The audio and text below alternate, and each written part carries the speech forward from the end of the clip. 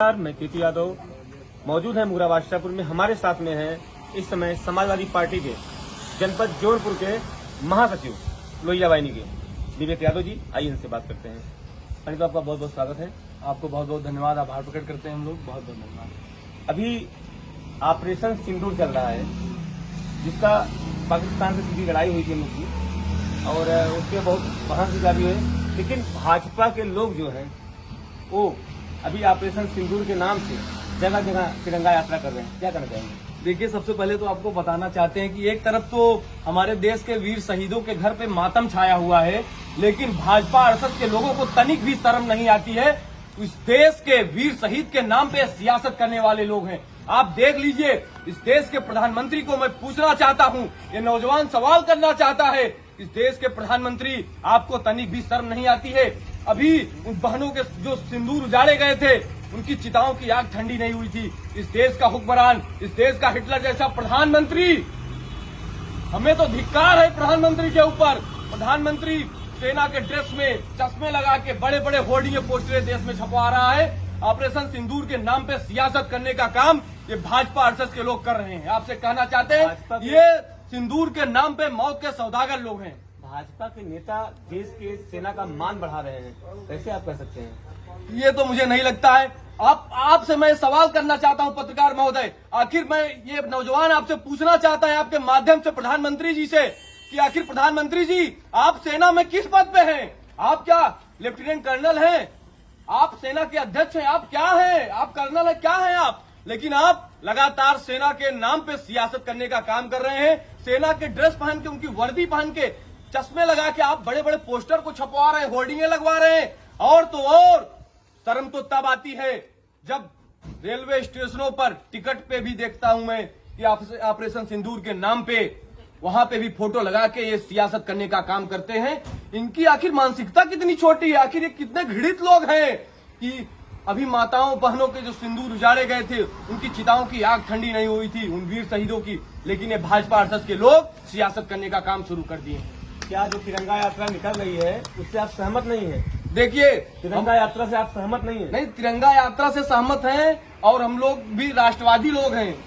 हम लोग भी राष्ट्रवादी लोग हैं पत्रकार महोदय, लेकिन ये भाजपा आरएसएस के लोग आपके माध्यम से बताना चाहते हैं अभी किस प्रकार से मध्य प्रदेश के डिप्टी सीएम ने बयान दिया है आपको। ये हम लोग आखिर हम नहीं समझ पाते हैं कि ये लोग किस प्रकार से, इनके अंदर थोड़ी भी शर्म नहीं बची है, किस प्रकार से जो देश के सैनिक थे उनके लिए अपनी टिप्पणी की गई थी, उसकी क्या? सुनिए, वही आपको बताना चाहते हैं कि जिस प्रकार से लेफ्टिनेंट कर्नल सोफिया कुरैशी जी को किस प्रकार से उनको आतंकवादियों की बहन कहा गया है। सोचिए कितने घृणित मानसिकता के लोग हैं। वो बहन, वो बेटी क्या सोच रही होगी जिसने देश के बॉर्डर पर, जो वहां पे लगातार जिस प्रकार से इस विपरीत दौर में, आताताई दौर में जिस प्रकार से उसने मोर्चा लेने का काम किया, वो बहन की आत्माओं में क्या गुजर रही होगी। सोचिए, उनको वहां आतंकवादियों की बहन कहा जाता है, और भाजपा के एक नेता तो ये बयान दे देते हैं कि देश की सेना, देश के लोग, देश के सैनिक, सारे लोग प्रधानमंत्री के चरणों में नतमस्तक हैं। सोचिए कितने घृणित लोग हैं, कितने घृणित मानसिकता के लोग हैं। ये लगातार ऑपरेशन सिंदूर के नाम पे सियासत का सौदागर बाजी करने वाले लोग हैं। ये लगातार ये देश के राष्ट्रवादी लोग नहीं हैं। ये वही लोग हैं जिन्होंने 52 साल तक देश की आन बान और शान तिरंगे झंडे को नहीं फहराया था। ये राष्ट्रवादी लोग नहीं, ये देश के गद्दार लोग हैं। तो समाजवादी पार्टी के लोग भी क्यों नहीं निकाल रहे थे तिरंगा यात्रा? निकालिए, आप लोग भी सुनिए, निकालिए। समाजवादी पार्टी के लोग इस पहलगाम जैसी घटना पे समाजवादी पार्टी के मुखिया, पीडीए के जननायक आदरणीय राष्ट्रीय अध्यक्ष जी ने जहां सभी शहीदों को भावभीनी श्रद्धांजलि दी है, वहीं आदरणीय राष्ट्रीय अध्यक्ष जी ने कहा है कि हम समाजवादी पार्टी के लोग हैं, ऐसी घटनाओं पर, ऐसी आतंकवादी घटनाओं पर हम लोग सियासत नहीं करते हैं। अभी मध्य प्रदेश का एक वीडियो वायरल हो रहा है 2 दिन से जी, उस पर क्या करना चाहेंगे? देखिए, हाईवे पे एक वीडियो वायरल हो रहा है, देखिए सीसीटीवी फुटेज भी वायरल हुआ है। ये तो भाजपा के लोग का यही काम है। अभी इसके पहले बलिया के एक नेताजी का वायरल हुआ था वीडियो, आपने देखा, अश्लीलता करते हुए। बाद में आप जैसे पत्रकार, काफी पत्रकार लोग लगातार जब पोस्ट पे पोस्ट करने लगे, अंत में जो है उनको पार्टी से निकालना पड़ा। अभी हाल ही में देखिए हाईवे की जो घटना आपने बता दिया है। और सबसे बड़ी बात आपको बताना चाहता हूं कि ये भाजपा आरएसएस के लोग, पत्रकार महोदय, ये देश के महापुरुषों का अपमान करने वाले लोग हैं। ये आप सोचिए कि कौन से लोग थे जो अभी हाल ही में इस देश के भरे सदन में संविधान के प्रणेता बाबा साहब अम्बेडकर का घोर अपमान किए। वो कौन से सामंती लोग हैं जो लगातार बाबा साहब अम्बेडकर की मूर्तियों को तोड़ने का काम कर रहे हैं? वे कौन से लोग हैं जो अभी हाल ही में आपके इसी उत्तर प्रदेश में महाराजा सैन की मूर्ति को तोड़ने का काम किए हैं? वे कौन से लोग हैं जो अभी हाल ही में गाजियाबाद में हमारे देश के महान स्वतंत्रता संग्रामी सेनानी रहे वीर, लगातार जितने भी क्रांतिकारी रहे उनके ऊपर देखिए औरंगजेब समझ के उन्होंने बहादुर शाह जफर की फोटो पर वो काली पोतने का काम किए। मैं तो इनसे कहना चाहता हूं, ये नारंगी सितारों से, आरएसएस के लोगों से, इतिहास के पन्ने को पलटिए, इतिहास पढ़िए, और जब इतिहास आप पढ़ेंगे तब आपको ये पता चलेगा जब रंगून की जेल में बहादुर शाह जफर के बेटों के कटे सर को लाके उनके सामने रखा गया और उनसे कहा गया कि दम दमे में दम नहीं है, जान मांगो खैर की। अरे जफर, ठंडी हुई शमशीर हिंदुस्तान की। तब वीर बहादुर शाह जफर ने कहा कि गाजियों में बू रहेगी जब तलक ईमान की, तख्त लंदन तब चलेगी तेग हिंदुस्तान की। ऐसे हमारे देश के महान स्वतंत्रता संग्रामी रहे हैं, ऐसे लोगों का अपमान है भाजपा आरएसएस के लोग कैसे कर देते हैं? हमें तो समझ में नहीं आता कि ये देश के राष्ट्रवादी लोग हैं या राष्ट्रवादी होने का ढोंग रचते हैं। देश के महापुरुषों का अपमान तो सभा भी की है इसके पहले।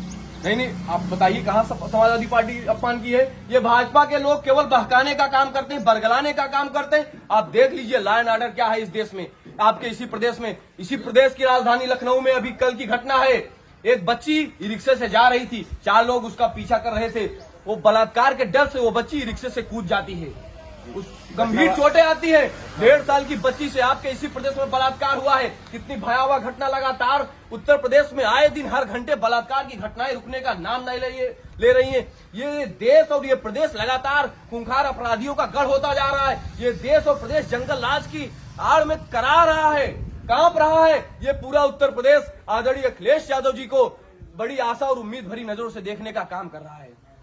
हमारे मुख्यमंत्री जी कहते हैं कि जो भी अपराधी हैं वो तो प्रदेश छोड़ के भाग गए हैं या फिर जो थे उनको बुलडोजर से रौंद दिया गया है। ऐसा कुछ भी नहीं है। मुख्यमंत्री जी की सारी बातें ये सब फर्जी बातें हैं। वो लगातार अपने स्वजाती लोगों को बचाने का काम कर रहे हैं। आप देखिए किस प्रकार से अभी गुलशन यादव जी की संपत्ति को 7 करोड़ की संपत्ति को कुर्क किया जाता है, लेकिन तमाम ऐसे बड़े बड़े माफिया पड़े हुए हैं। मुख्यमंत्री यादव भी तो बाहुबली थे, माफिया है। नहीं, वो तो साधारण से जननेता हैं, वो तो समाजवादी पार्टी के छोटे से कार्यकर्ता थे, लेकिन भाजपा के लोगों का उनका बढ़ना, उनका वर्चस्व में आना बर्दाश्त नहीं हुआ। आपके माध्यम से बताना चाहते हैं, ये भाजपा आरएसएस के लोग लगातार इस पूरे देश और प्रदेश को जाति धर्म मजहब में आपस में लड़ाने का काम कर रहे हैं। अभी कल ही की घटना है पत्रकार महोदय, लिंचिंग के नाम पे 4 लोगों को मार दिया जाता है गौमांस के नाम पे कि ये लोग गौमांस लेके जा रहे थे, लेकिन बाद में जब जांच पड़ताल हुई तो उसमें सच्चाई कुछ और निकली।